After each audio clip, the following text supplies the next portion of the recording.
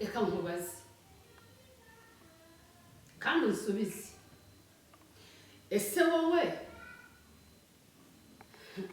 kuvuka kwawe niyo mahitamo yawe niwe wabihisemo aho wavukiye niwe wahahisemo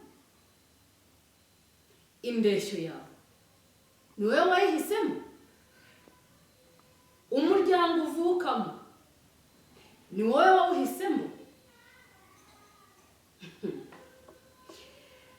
ndabyibaza nawe ubyibaze ariko nkibyibaza nkibitekerezaho hari abantu barebare harimo abagufi harimo inzobe harimo n'abirabura cyangwa n'ibikara ntabwo mbizi harimo abirabura cyangwa se harimo ibikara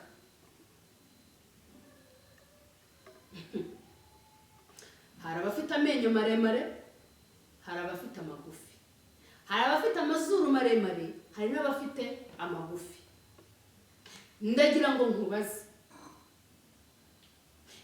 kuvuka kwawe niwe wabihisemo ikibazo ndakibaza nawe ukibaze aha yego ikindi ese ko wavutse ugasanga umuryango wawe ugasanga papa na mama babana ukisanga ku babyeyi bombi niwe wabihisemo ndabyibaza nawe ubyibaze ikindi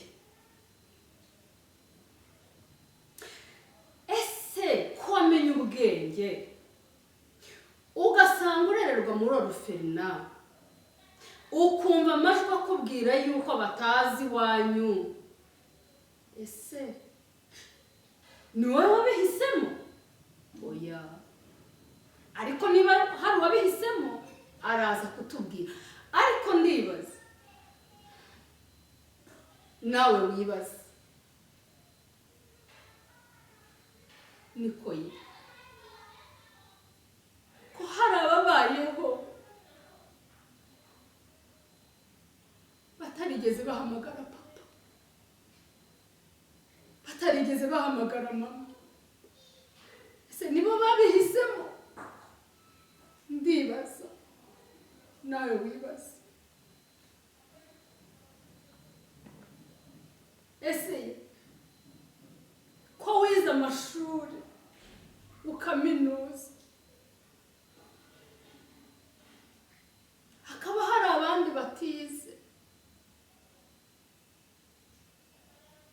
nibo babihisemo ndibaza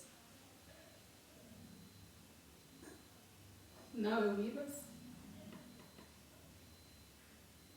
kuvuka kwanjye ntabwo ari igihe wabihisemo imibereho yanjye ntabwo ari igihe wayihisemo aho mvuka ntabwo ari igihe wahahisemo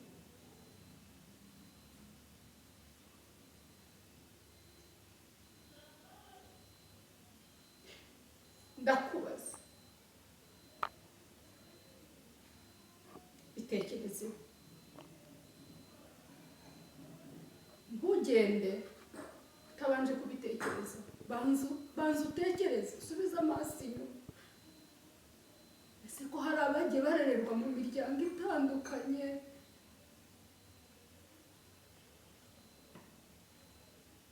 bagakubita hirya hino bagatotezwa mu buryo butandukanye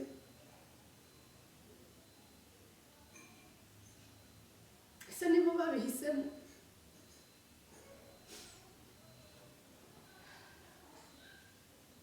ese kubera iki utaha agaciro mugenzi wawe, ukamenya yuko ubuzima yaciyemo cyangwa se ubuzima arimo atari wowe wabuhisemo. Nagira ngo mbabwire ngo umuntu uyu munsi yahitamo aho gutura, ariko ntabwo twigeze duhitamo aho tuvukira. Niyo mpamvu nagira ngo mbabwire ngo uko uzajya ubona umuntu uwo ari we wese, aho uzajya uhura n'umuntu uwo ari we wese, uko asa uko ariko kose, ubyibazeho, umutima wawe aba ari wo wonyine uguhereza igisubizo. Nagira ngo mbabwire ngo mu biganiro byose tugomba gukora, mu nzira tunyuramo, mu byo tuvuga, mu byo dukora, dutekereze ko kuvuka kwacu atari twe twabihisemo. Bityo rero mpumuriza ngo humurize. Nongeye ndabasabye mbinginga mu rukundo rw'Imana, mu mbabazi z'Imana, ni ukuri subscribe yawe, share, comment ni inkunga ikomeye kuri twebwe, kandi ndabakunda. Ndabizi neza yuko tuzajya tugenda tuganira kuri byinshi, tukungurana ibitekerezo, kandi bizadufasha dushyigikiranye. Dufite byinshi byo kuvuga. Imana ibahe umugisha. Mana, ndagushimiye, uri mwiza, uri isoko y'umunezero, uri agakiza kacu.